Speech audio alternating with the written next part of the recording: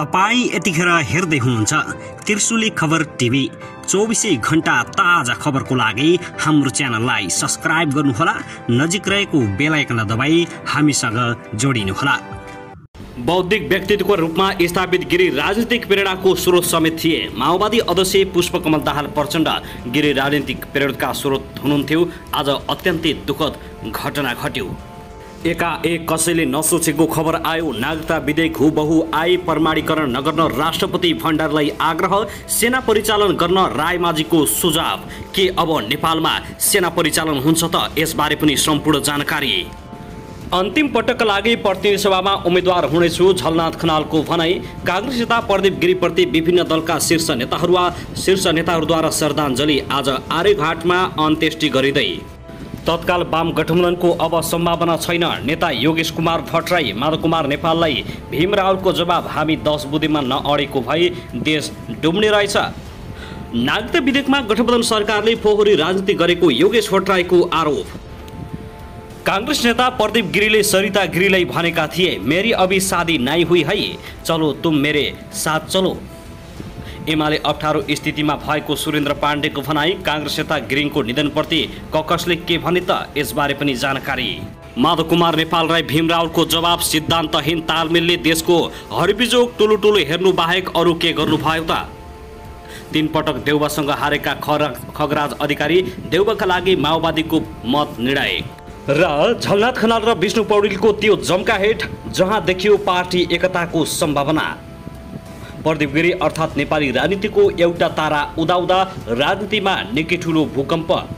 गिरीको निधनमा शोक प्रस्ताव पारित। कांग्रेसले 3 दिनसम्म झण्डा झुकाउने। अब हेर्नुहोस् पूरा समाचार।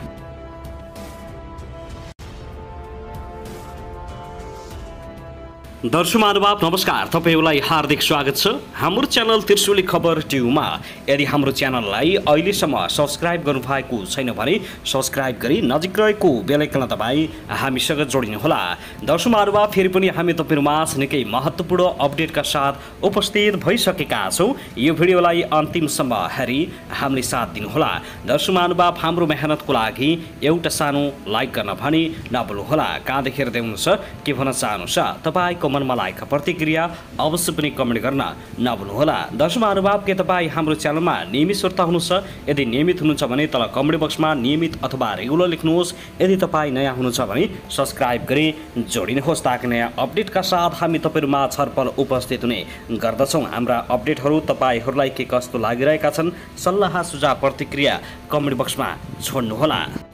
दर्शक महानुभाव, आउनुहोस् अब पहिलो खबरतर्फ लागौँ। नेपाली कांग्रेसका नेता एवं समाजवादी चिन्तक प्रदीप गिरीको निधनप्रति 3 दिनसम्म पार्टीको केन्द्रीय कार्यालय र मातहतका सबै कार्यालयहरूमा झण्डा आधा झुकाउने निर्णय गरेको छ। कांग्रेस केन्द्रीय कार्य समितिको आकस्मिक बैठकले कांग्रेसका नेता, समाजवादी चिन्तक, पूर्व केन्द्रीय सदस्य एवं प्रतिनिधि सभा सदस्य प्रदीप गिरीको निधनप्रति गहिरो दुःख व्यक्त गर्दै शोक प्रस्ताव पारित गरेको कांग्रेसका मुख्य सचिव कृष्ण प्रसाद पौडेलले जानकारी दिएका छन्। उनका अनुसार भाद्र 5, 6 र 7 गते 3 दिनसम्म पार्टीको केन्द्रीय कार्यालय र मातहतका सबै कार्यालयहरूमा झण्डा आधा झुकाउने निर्णय गरेको छ।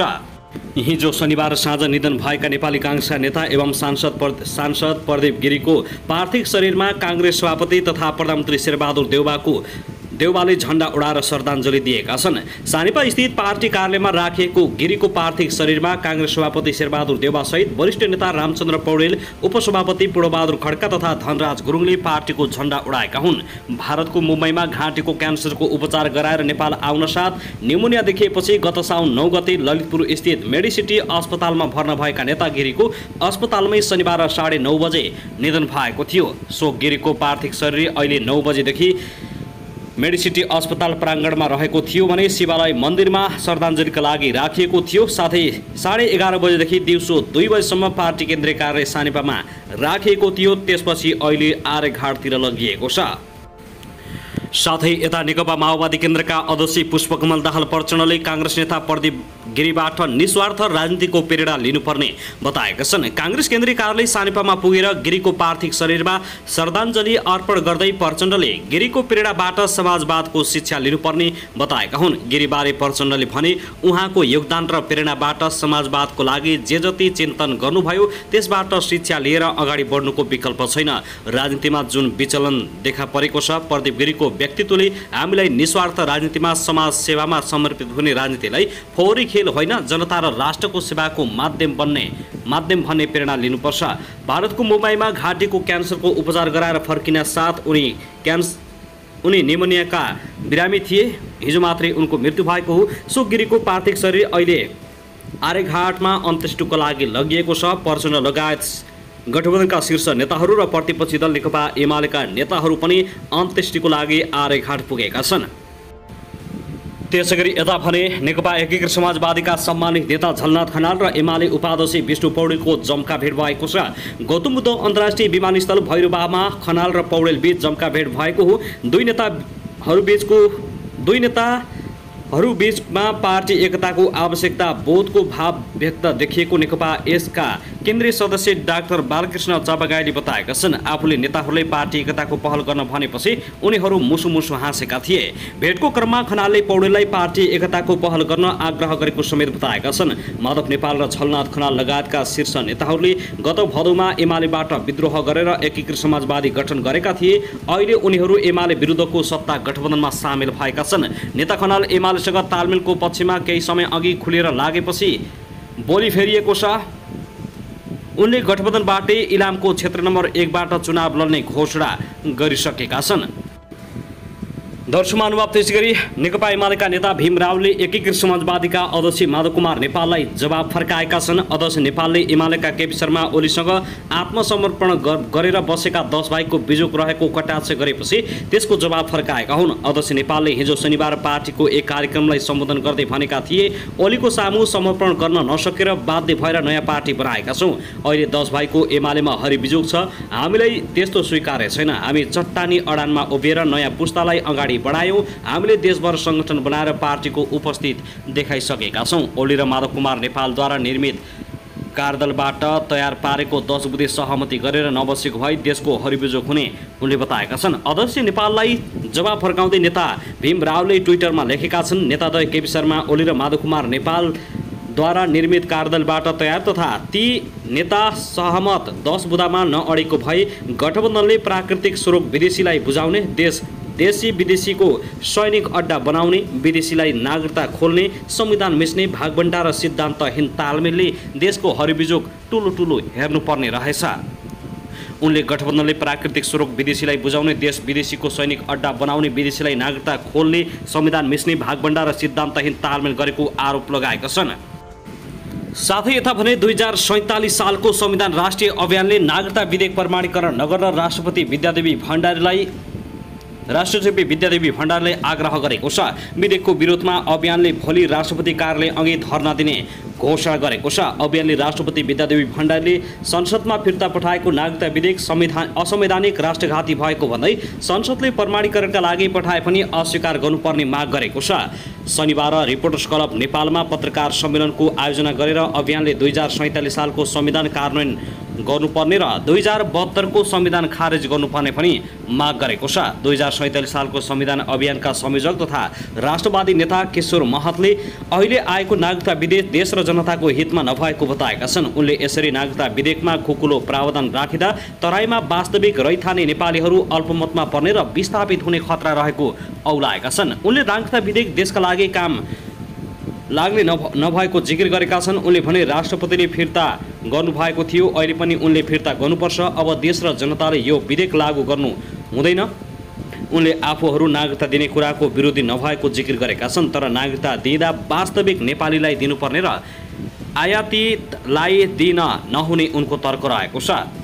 साथै संयुक्त जनआन्दोलन मोर्चाका अध्यक्ष शेखरजङ रायमाझीले नेपालको इतिहासमा सुगौली सन्धिपछिको भयानक राष्ट्रघातको सङ्घारमा नेपाल र नेपाली जनता उभिएको खतरा औलाएका छन्। उनले भने नागरिकता विधेयकको कुरा गर्दा नागरिकता त हाम्रो सार्वभौम सत्तासँग जोडिएको विषय हो। नेपाली रैथाने र वंशजलाई अल्पमतमा पारेर आगन्तुक अङ्गीकृतको बहुमूल्यता बनाएर नेपालको स्वाधीनता सार्वभौम सत्तामाथि अतिक्रमण गर्ने एउटा योजना अनुसार यो विधेयक आएको हो।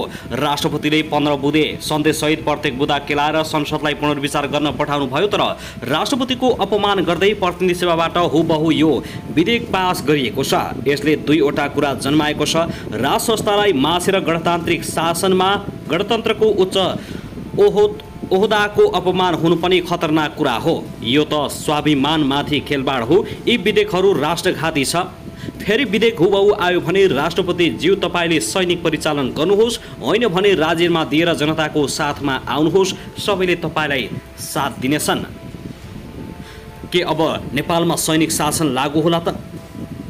विभिन्न टिक्का टिप्पणी सहित उनलाई राष्ट्रपतिलाई सैनिक परिचालन गर्न निर्देशन समेत आएको छ।